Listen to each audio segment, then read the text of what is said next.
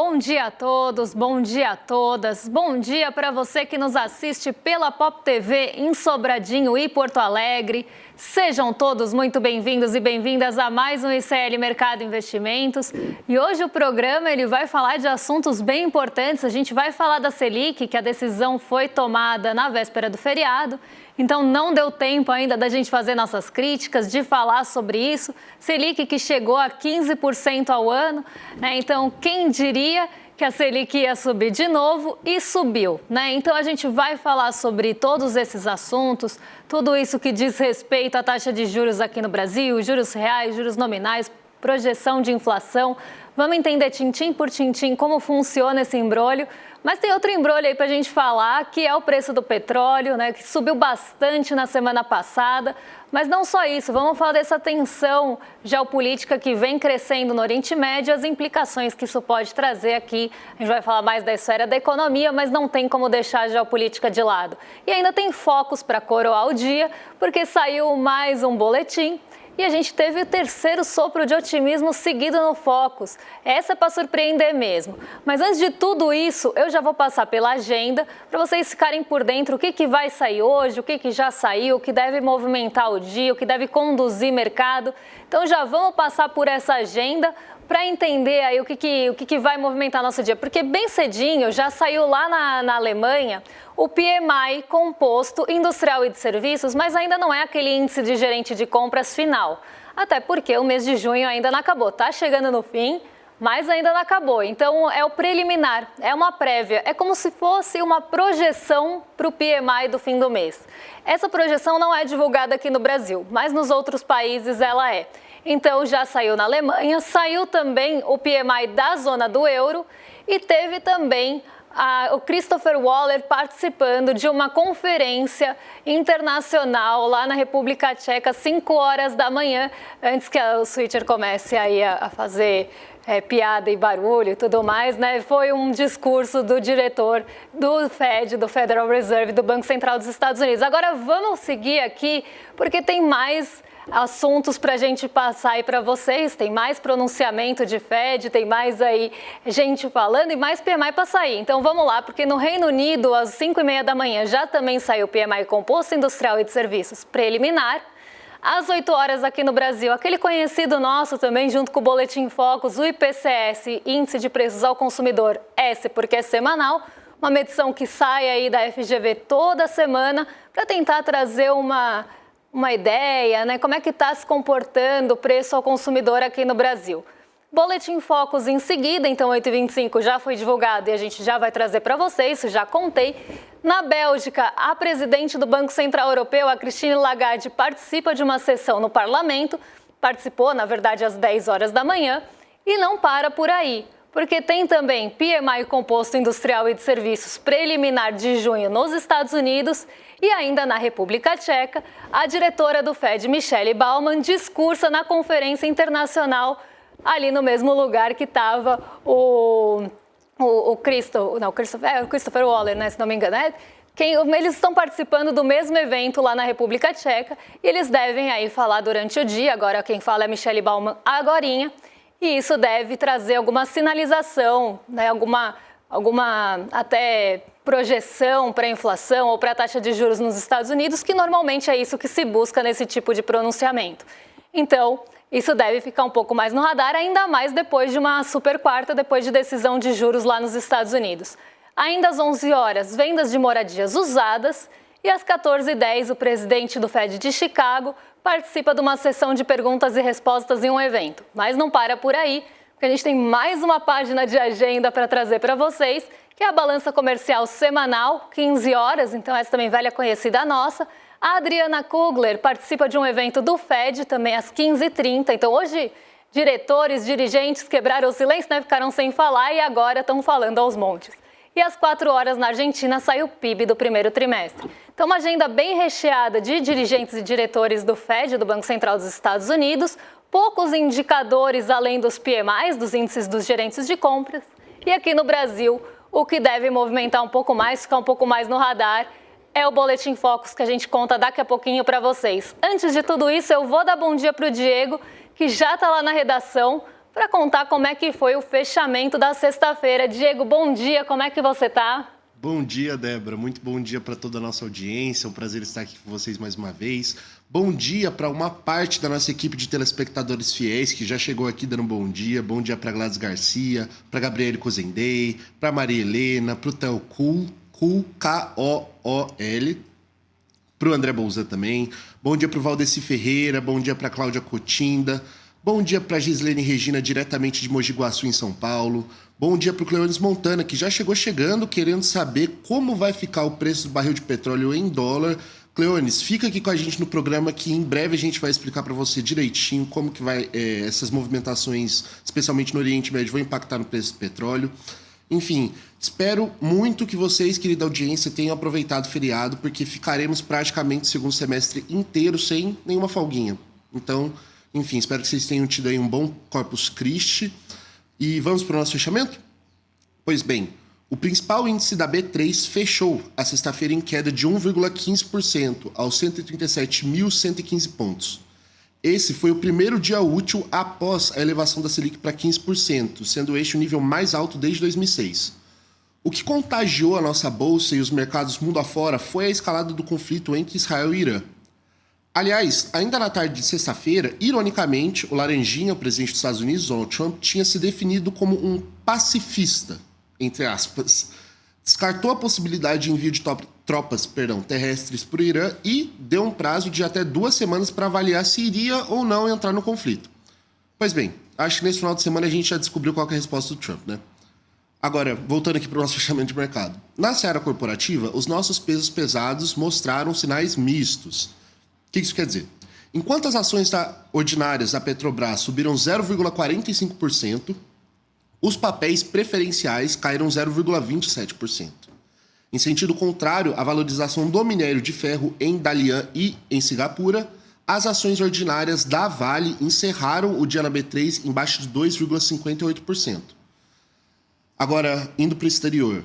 Também contagiadas, pela escalada do conflito, as bolsas de Nova York não mostraram muita empolgação, aliás, muito pelo contrário. Dow Jones fechou praticamente estável, com uma levíssima alta de 0,08%, o S&P 500 recuou 0,22% e o Nasdaq, por sua vez, desvalorizou 0,51%.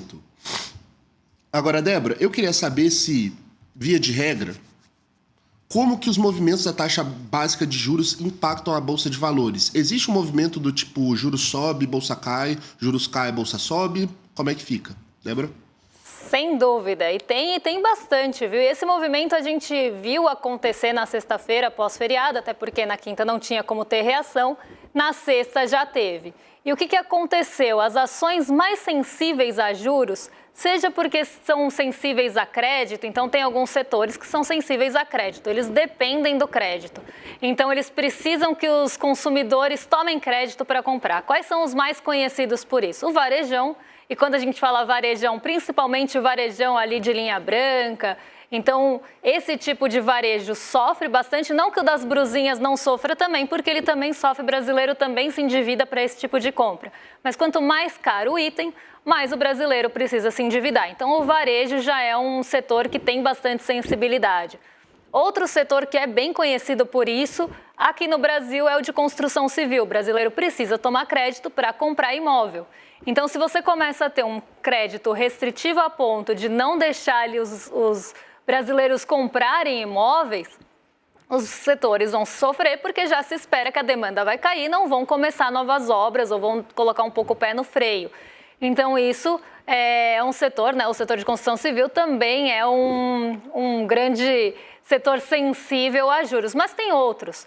A tecnologia também é sensível e aí é por outro motivo, porque primeiro tem muito risco e diante de um cenário que você pode ganhar ali mais na taxa de juros, você talvez se exponha menos a risco. Esse é um primeiro ponto. Outro ponto é porque normalmente são setores que têm ali, ou são empresas que têm uma presença de capital de terceiros maior. O que isso quer dizer? Tem mais gente emprestando dinheiro para aquela empresa. Então, ela vai sofrer um pouco mais. Então, esse movimento existe. Se você começa a ter principalmente alta nos juros futuros, ou expectativa ali que os juros subam, esses setores vão começar a cair eles vão sofrer porque se espera que o lucro deles vai diminuir, seja porque vai diminuir as obras ou porque as pessoas vão comprar menos geladeira ou até mesmo ali porque o capital de terceiros de uma empresa de tecnologia vai ficar mais caro, vai inviabilizar projeto e ela vai lucrar menos. Então são setores que normalmente já têm essa sensibilidade. Agora tem setores que não têm muito essa sensibilidade, que são aqueles menos sensíveis aos nossos ciclos domésticos. Então o Vale, Petrobras, que são sensíveis a dados externos, esses não sofrem tanto. Só que a Bolsa como um todo acaba sofrendo também porque tem diminuição do apetite pelo risco. Então, se você começa a ter cada vez mais uma taxa de juros livre de risco, que é o que a gente chama, não existe livre de risco, mas se você tem ali uma taxa que é conhecida por ser livre de risco, que é a taxa de menor risco no país, que no nosso caso é a Selic, e ela está subindo mês após mês, reunião após reunião, e chega a 15%, isso vai diminuir o apetite pelo risco, porque você vai ganhar 15% na segurança e para você correr risco, você tem que ganhar mais que 15%, senão você nem vai correr aquele risco. Então, começa a ter sim essa inversão, é uma grandeza inversamente proporcional. Se começa a ter alta de juros ou na expectativa até mesmo antes da Selic, a Bolsa sofre. Se você tem o contrário, né, uma diminuição na expectativa de juros, a Bolsa ganha mais fôlego para continuar porque ela precisa pagar menos para competir.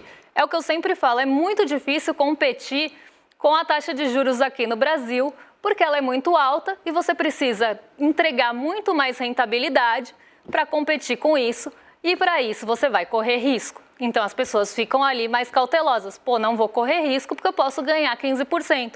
Isso vale para o mercado financeiro, mas também vale para o lado produtivo da economia também. Porque vamos pensar aqui, você tem um dinheiro para colocar em produção.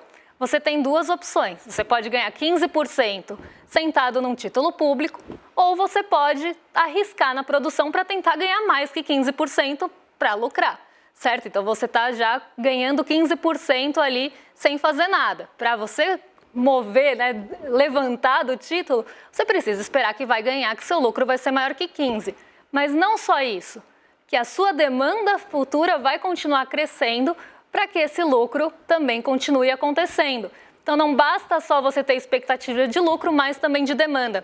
E aí nessa começa a ficar mais difícil colocar o dinheiro em risco, contratar gente, colocar projeto para rodar. Então a taxa Selic ela vai freando e desacelerando a economia também por esse lado. Não é só no mercado financeiro que ela impacta, mas também na parte real da economia, porque vai ficando difícil competir com 15% sem risco. Quanto de risco você vai aceitar tomar e quanto você vai aceitar ser remunerado por esse risco? Então, começa a mudar de figura. E é isso que a gente vai falar agora. Porque a Selic subiu na quarta-feira, a gente teve o fim da super quarta, né, e a gente viu, né, uma Selic chegando ali a 15% no Brasil. E a gente já está lá de novo no top 3 dos juros reais, mas isso eu vou mostrar para vocês daqui a pouquinho, porque primeiro eu vou mostrar para vocês como é que fica, né, ou como é que ficou a nossa taxa de juros depois dessas sucessivas altas que tiveram aí nesses últimos tempos, né? Então a gente viu a Selic subir e até o mercado estava dividido, né, se ia subir ou se não ia subir a Selic na quarta-feira, e aí subiu, né? E até surpreendeu parte do mercado que acreditava que não ia subir. Então o Galípolo não só acenou, mas ele acenou com duas mãos, ele pegou um cartaz, ele fez de tudo, colocou uma blusa Mamãe Não Me Perca na Neblina bem neon assim, para ficar bem visível para o mercado financeiro todos os acenos que ele está dando. Então não só ele subiu a Selic para um patamar de 15% acima do que estava colocado no Focus. Semana passada, para quem lembra, o Focus estava em 14,75. Então, parte do mercado já tinha dado a bênção, que aceitava 14,75 para esse ano. Mas não, Galípolo foi além e subiu para 15%. E a gente sabe o que ele quer com isso. Ele quer manter a economia na rédea curta. Ele está tentando desacelerar a economia para tentar conter a inflação. A gente vai falar um pouco mais disso no Focus, mas agora a métrica ali para explicar a sua saída da meta de inflação é contínua. Então, se você fica um determinado período fora dessa meta, você precisa se explicar. E aí Galípolo está fazendo de tudo, não só para mostrar para o mercado financeiro que ele tem esse compromisso com a inflação, e é para o mercado mesmo, tá? Não é para a gente que ele está fazendo isso. Esse aceno é para o mercado. Então, que ele está ali preocupado com o controle inflacionário e que ele quer trazer isso para a meta, mas também que quer manter a economia na rédea curta, que ele quer manter a economia no freio, porque, como eu falei, a Selic puxa o freio de mão, nem sempre ela acelera. Porque se você tiver uma taxa de juros a 2%, mas uma expectativa de demanda fraca, nada acontece feijoada. Mas se você tem uma Selic a 15%, a economia vai desacelerar. E aí é o que eu sempre falo, vai estrangular o setor de serviços, vai estrangular o setor urbano da economia, as pessoas vão perder renda, a massa salarial vai diminuir, as pessoas vão ficar mais desempregadas quando a economia começar a desacelerar, porque é o que eu falei. Quem vai querer contratar gente com uma taxa de 15% e colocar isso em risco? Então vamos entender agora como é que ficou esse quadro, depois de eu falar esse monte de coisa, e também como é que a gente fica naqueles juros reais. Então se quiserem até colocar aí em tela cheia para o pessoal de casa acompanhar o gráfico, porque ele ficou aí uma escadinha, né? Mas só para vocês entenderem. Lá em 2024, em março, a taxa Selic estava em 10,75. Ela cai para 10,50, fica um determinado período em 10,50 e depois volta a subir. Então, não à toa ali, né, você começa a ter no dia 31/7, nessa decisão, 10,75, depois é 11,25, 12,25, 13,25, 14,75 e 15%. A gente teve aqueles saltos, não podemos esquecer, de 1% que tinham sido pactuados. Mas não só tinham sido pactuados anteriormente, mas que tiveram também ali toda a briga pelo atual presidente do Banco Central, Gabriel Galípolo, e ele falou que ia ali tomar, né, essa frente, que ele era responsável, que isso não ficou da gestão anterior, e aqui ele também está dando um recado que ele vai cumprir ali o que é esperado do mercado para ele. Então, quando ele toma essa posição, quando ele pega para si o aumento da Selic, e esses aumentos de 1 ponto percentual que vocês estão vendo, ele está acenando para o mercado que, olha, eu vou fazer o que vocês querem, eu estou aqui comprometido com a inflação e vou entregar a Selic do jeitinho que vocês estavam esperando, e até mais agora.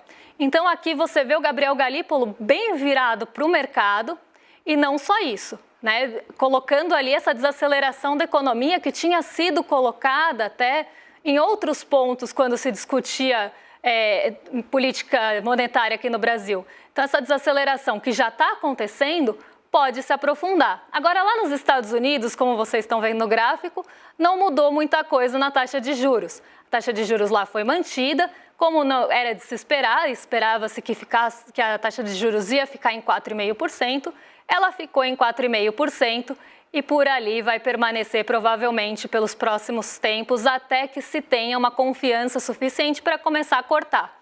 E aqui no Brasil o recado foi dado também. Essa taxa Selic de 15% deve ficar por um período mais prolongado. Então vai fazer estrago, vai estrangular a economia, vai tirar a renda das pessoas e isso vai fazer com que a gente comece um processo de desaceleração, o que é muito ruim. Por que é muito ruim? Porque, por um lado, você segura a inflação de serviços, porque você diminui também a renda dessas pessoas, você desaquece um setor da economia.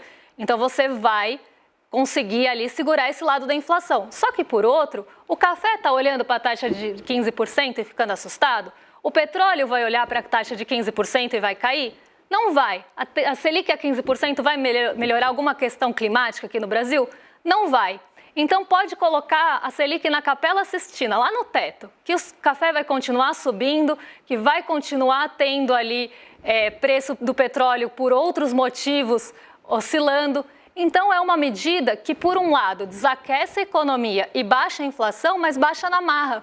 Porque o que está pressionando o seu bolso ali, então o seu café ou qualquer item de alimento que você vai comprar, vai continuar caro, porque não tem sensibilidade nenhuma. Os fatores que acabam jogando esses preços para cima não vão responder essa alta. Só que, na média, a inflação baixa, porque você está desacelerando uma parte. Então, você está desacelerando para não ter que se explicar e para acenar para o mercado financeiro. Agora, o preço que está já pressionando o nosso bolso, vai continuar pressionando. Agora, olha que escândalo que a gente tem aqui quando a gente olha o ranking de juros reais. Porque esse é de doer, esse dá vontade de chorar. Em primeiro lugar, a gente tem a Turquia, com juros nominais de 46% e inflação projetada de 25,57%. Quando a gente desconta um do outro, e aqui não é um menos, tá? É uma fração, quando a gente desconta um do outro, a taxa de juros reais da Turquia chega a 14,44%. ela está em primeiro lugar. O Brasil vem em segundo, com uma taxa de 15% nominal. Uma Selic, uma inflação projetada de 4,99. Pode ver que não é tão alta assim, se a gente comparar com os dois próximos países. Mas a nossa taxa de juros reais, descontando a inflação, está em 9,53. Agora eu vou pegar um exemplo muito bom aqui para comparar, que é o do México. O México tem uma taxa Selic de 8,5%, uma taxa de juros em 8,5%.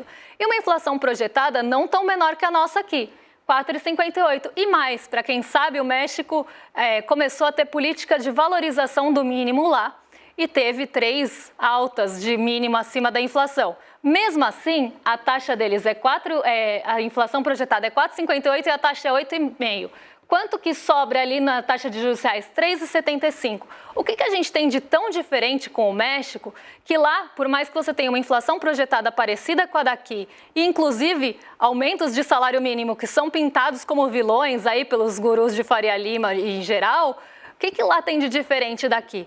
Que risco a mais que a gente oferece para pagar 9,53 de juros reais? Que risco a mais que a gente oferece em relação à Rússia, que está em meio a conflito, para pagar mais do que a Rússia em juros reais? Porque por mais que a Rússia pague 20 de juros nominais, eles têm uma inflação maior projetada. A Argentina está com 29% de juros reais, mas tem uma inflação de 20% projetada. Então, quando você desconta isso, a inflação, a taxa de juros reais cai. Que risco é esse? País, ou que risco fiscal é esse que a gente está oferecendo tanto para deixar a gente em segundo lugar acima de Rússia, acima de Argentina, que tem uma inflação muito mais pesada projetada? É isso que eu quero deixar. E que diferença que a gente tem em relação ao México, que é um país até bem comparado ao Brasil, que eles podem pagar juros reais de 3,75 e a gente tem que pagar de 9. Aqui eu teria uma resposta de pronto. A gente tem uma pressão muito grande, principalmente vinda de mercado financeiro, que controla hoje negociações de juros futuros, que controlam expectativas. Então, isso vem ali pressionando a nossa taxa de juros para que ela fique nesse patamar. E cada dia aparece um risco novo, cada dia aparece uma reforma necessária nova. E aí, com isso, eu nem vou passar no petróleo agora, que eu ia passar, eu vou passar lá para o Diego na redação, falar com vocês de Focus, porque hoje saiu o Focus e hoje tem muito a ver com tudo isso, né, Diego? Então vamos contar aí sobre o Focus, que o mercado está prevendo para a nossa economia nesse ano de 2025 e 2026, né? Exatamente, Débora. Aliás, só um breve parênteses antes de apresentar aqui a matéria do Focus. A audiência hoje veio com perguntas espetaculares, estou até com uma certa dificuldade de escolher uma dessas perguntas para apresentar para você. Vou ver se eu consigo, tá? Mas vamos lá, hoje, segunda-feira, de praxe, o Banco Central divulga o relatório Focus. Inclusive, ele foi divulgado agorinha, às 8h25 da manhã. E ele contém, basicamente, as projeções das 100 maiores instituições do mercado financeiro para os 4 principais indicadores macroeconômicos do país, né? O IPCA, inflação, PIB, crescimento, taxa Selic, juros e câmbio. Pois bem, resumão do Focus de hoje. A inflação prevista para 2025 caiu mais uma vez e para o ano que vem se manteve estável, então sem nenhuma alteração de semana passada para essa semana. A estimativa de crescimento da economia brasileira subiu, tanto para esse ano quanto para o ano que vem. Agora, as projeções pro câmbio tiveram uma movimentação parecida com as projeções de inflação. O que isso quer dizer? A expectativa é de queda no câmbio nesse ano e de estabilidade no ano que vem. Desde janeiro está em vigor um novo regime de metas para a inflação, né? O centro da meta de 3% ao ano, com uma margem de 1,5 ponto percentual para cima ou para baixo. Então o teto é 4,5%. Agora, se o índice escapar dessa faixa por 6 meses seguidos, o Banco Central é convocado a explicar, aliás, como já aconteceu no início do ano. Agora, Débora, falando de Banco Central, eu queria pegar a dúvida aqui da Rita Moreno. E ela perguntou se não é possível o governo reverter a independência do Banco Central, Débora. Então, em tese, né, o Banco Central ele é independente do governo, porque ele é dependente da Faria Lima e é dependente de quem acaba controlando o mercado financeiro. E não assim, o mercado financeiro de ações. Não, quem tem poder para mexer com as expectativas de juros, para mexer ali com as expectativas de dólar também. Então, acaba criando essa dependência. E não tão ligada à independência do governo, porque o que se tem hoje, inclusive, é um Gabriel Galípolo tentando se mostrar muito independente. Então ele não quer ser ligado de forma nenhuma a qualquer pronunciamento que possa ter do governo federal. Então ele se descola completamente desse discurso dos juros para tentar mostrar mais uma lição de casa para quem tem poder político e econômico para lidar, mais poder econômico aqui nesse caso do que político, mas para poder mexer com expectativas. Então toda vez ele quer mostrar essa independência, toda vez ele quer mostrar que ele está ali descolado de qualquer discurso, e isso tem feito esses posicionamentos do Galípolo serem como são. E muita gente está espantado, mas eu não fico espantada porque eu sei como funciona toda essa pressão e toda essa manipulação em relação a juros aqui no Brasil. Agora vamos falar de focos, porque isso é bem interessante, porque os agentes de mercado que respondem à pesquisa, pela terceira semana diminuíram a inflação e aumentaram o crescimento. E por que é que isso está acontecendo? Porque as últimas leituras da inflação, elas foram um pouco mais benéficas, no sentido de ter ali já, benéficas assim, na visão do mercado, de já ter essa desaceleração dos serviços aparecendo. E com isso, já se tem a ideia de que pode ter, sim, um controle da inflação por esse lado. Porque os alimentos continuam pressionando, deram uma arrefecida, mas continuam pressionando. Então o mercado está olhando para essa inflação como mais fácil de controlar. Não à toa, porque como a Selic em 15%, você vai controlar essa inflação fácil, né? Essa inflação de serviços. Você vai desacelerar completamente. Só que ao mesmo tempo, você tem um PIB crescendo. Então, por mais que você tenha esse controle, né? E aí a nossa taxa é justamente por isso, é um controle monetário ali que tenta segurar a economia. Por mais que você tente fazer esse controle, ainda tem um pouco de crescimento no país que deve vir por alguns estímulos vistos pelo mercado ali do governo. Mas vai ficar cada vez mais difícil a situação. Se a gente já estava vendo desaceleração nas pesquisas mensais, os PMIs aqui do Brasil já mostrando o custo de crédito como um problema, daqui para frente é só para trás. Então isso vai começar a piorar cada vez mais a situação aqui do nosso Brasilzão e a gente vai ter uma economia mais estrangulada. E agora eu quero chamar vocês, diante de tudo isso que eu estou falando, Selic em alta, tem petróleo volátil, está acontecendo conflito no Oriente Médio. Hoje, depois do ICL Tem, vai ter uma exibição especial para quem quer saber aí onde colocar o dinheiro, né? Quer saber como investir, então fiquem ligados, porque a gente vai passar essa aula para vocês, é um momento propício para isso, mas não só, porque vem aí também nossa aula aberta no domingo. E para você se inscrever, nada melhor do que se inscrever no iclmercado.com.br, porque além de tudo, vocês ajudam e valorizam uma professora. Então o Investir é para Todos vem aí, falta 6 dias, no dia 29 de junho. Então para se inscrever, você pode entrar aqui no link ou no QR Code, como for mais fácil. Quando eu estiver ali na transição dos programas, você já aproveita e se inscreve para não perder essa aula, que ela também vem num momento de muita turbulência. Então, além de você fugir de cilada de banco, fugir de cilada de recomendação, você ainda vai aprender a navegar nesses mares mais turbulentos que vêm por aí.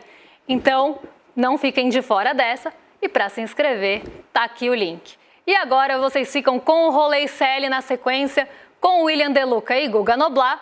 E vocês agora estão em mais que excelente companhia. Eu volto amanhã, eu falo de petróleo, porque de hoje para amanhã vai ter bastante mudança. Então amanhã a gente traz esse assunto para vocês, com as atualizações, e fala o que está mexendo com a sua bolsa, com o seu bolso, com a nossa bolsa e com a vida de todos nós. Um beijão e até amanhã, pessoal. Sabe que para muita gente às vezes sobra no fim do mês. É difícil, mas às vezes sobra um pouquinho de dinheiro. E ele fica lá no banco. O banco pega esse dinheiro, empresta para outros, cobra juros altos e ganha em cima do que você deixou lá.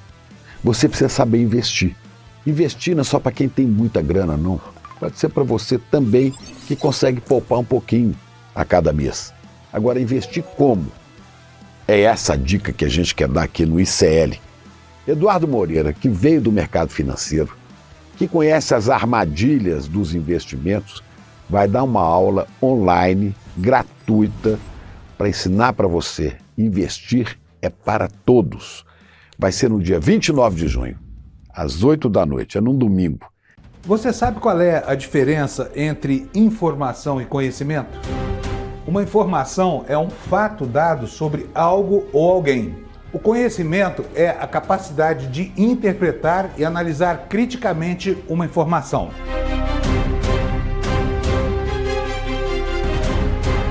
Todas as manhãs, o Desperta ICL analisa os principais fatos do Brasil e do mundo para que você comece o dia muito bem informado e cheio de conhecimento para entender o que está por trás das notícias. Não perca! Desperta ICL todos os dias de segunda a sexta às 7 horas da manhã.